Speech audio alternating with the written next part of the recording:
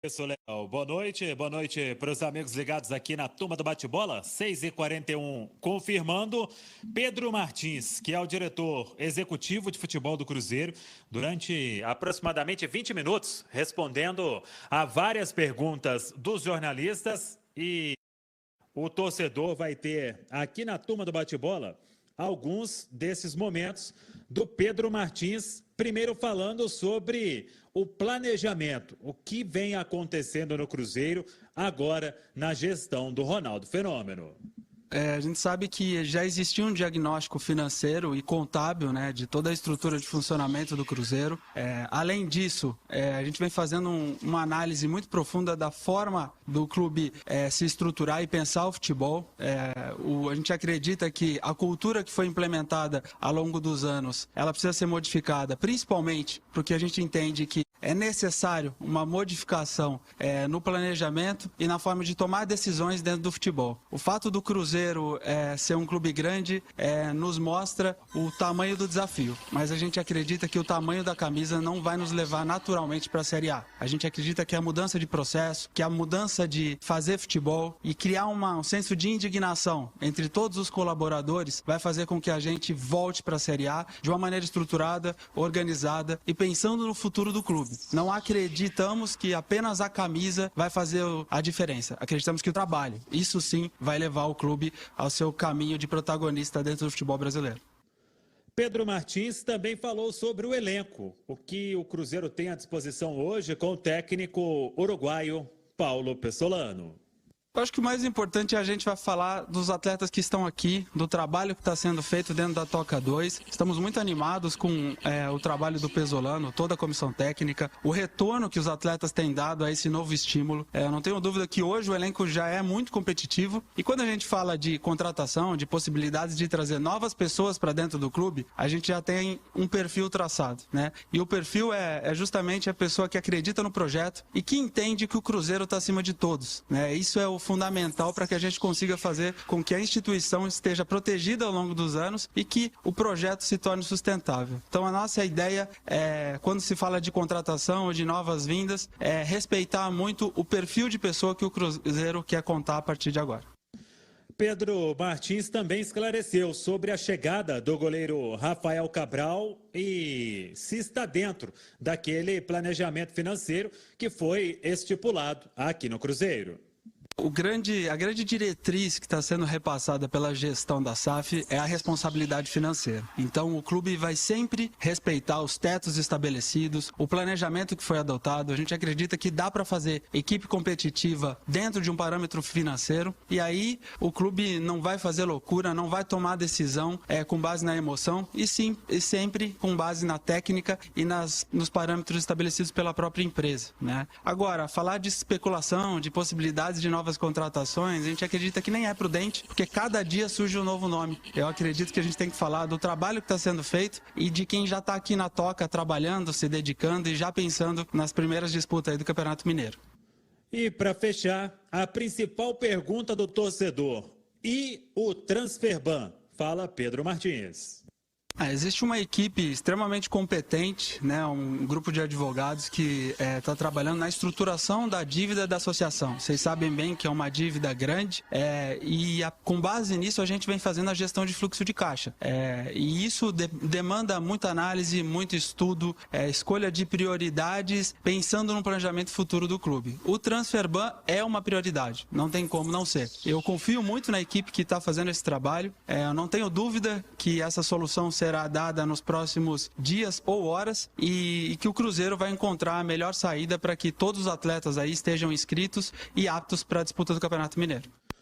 Muito bem. Está aí o Pedro Martins. Ao longo da nossa programação vamos trazer outros trechos desta importante entrevista e na última resposta aí, Léo, quando ele fala nos próximos dias ou nas próximas horas, é um indício de que a gestão do Ronaldo está trabalhando para resolver isso o mais rápido possível e acho até que não resolveu antes, porque é um valor pesadíssimo, uma dívida pesada, 23 milhões de reais para mais para quitar e voltar a inscrever jogador, Léo.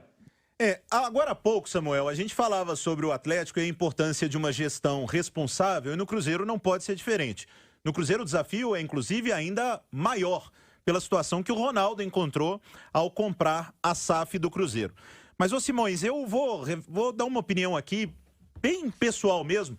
Eu fico muito feliz em ouvir uma entrevista do Pedro Martins, a quem eu não conheço pessoalmente ainda, não conhecia antes, pouco sei do trabalho, mas fico muito contente de ver caras novas, pessoas mais jovens, pessoas estudadas, não tão viciadas no antigo futebol, que não pode existir mais.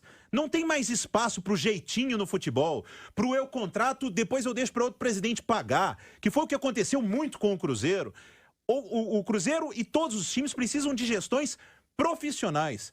Repito, não conheço o trabalho do Pedro Martins, mas torço para que seja um ótimo trabalho e fico feliz de ver caras novas, pessoas que estão estudando para isso, para um novo futebol, um futebol profissional, onde em primeiro lugar vem o clube e não a vaidade, e não a vontade pessoal. Com toda a sinceridade, Simões, eu fico muito esperançoso em ver que o Cruzeiro está pensando mesmo com os pés no chão. Primeiro em pagar a conta, depois monta o time e depois resolve tudo. Para ter um time competitivo e gastar pouco. Eu acho que o Cruzeiro está certíssimo, Simões. Sim, exatamente, Léo. Boa noite, Samuel. E o Cruzeiro, né, Léo, ele vivia um momento político muito conturbado que influenciava diretamente no futebol. Muita briga, muita vaidade, muita guerra política. Quer dizer, agora é uma empresa, o Pedro precisa dar resultado, o Paulo André está acima dele, o Ronaldo acima dos dois, eles querem ver na ponta do lápis lá o que deu certo, o que deu errado. Então ele vai ser cobrado de uma maneira que não existia, tá? E a gente percebe um início de temporada diferente dos outros dois em que o Cruzeiro jogou a Série B. Tomara que dê certo. É muito importante para o futebol mineiro que o Cruzeiro retorne à Série A, que o Cruzeiro consiga um processo de crescimento, que eu só acho que só será possível neste modelo de SAF. Se continuasse como um clube associativo, eu acho que a tendência era cair para a Série C, a tendência era se bobear até acabar. Embora seja gigante e tenha milhões e milhões de torcedores. Mas o processo era esse. Até porque a gente viu na chegada do Ronaldo que a bola de neve de dívida ia aumentar. Então, quer dizer, é a única saída que o Cruzeiro tem e só resta a gente torcer para dar certo, tá? E dizer que, pelo que a gente viu até agora, o caminho está sendo bem seguido. Estão realmente preocupados em colocar o Cruzeiro nos trilhos novamente. Bola é sua, Samuca. Pois é, e até em cima disso, nessa entrevista, o Pedro Martins ele foi muito claro, dizendo o seguinte: os contratos que vão para a SAF, para a Sociedade Anônima do Futebol, são aqueles em que o Cruzeiro entende que estão dentro do padrão financeiro do clube, a questão do retorno técnico, então há todo um trabalho para se definir isso. E até em cima disso, as saídas estão acontecendo. Não quer dizer que estas saídas que estão acontecendo são jogadores que estão recebendo acima do padrão estabelecido. Mas, por exemplo, há toda uma análise, pelo que eu apurei, e com o Guilherme Pio também, de que aquele jogador, ele vai ser alguma opção, vai ter um número considerável de jogos ao longo do ano, vale a pena esse investimento? Então leva o contrato para a SAF. E por isso o Cruzeiro definiu várias saídas nos últimos dias. E hoje mais duas. E uma antecipada há pouco pela Itatiaia. Goleiro Lucas França não vai continuar no Cruzeiro. A rescisão deve ser publicada nos próximos dias.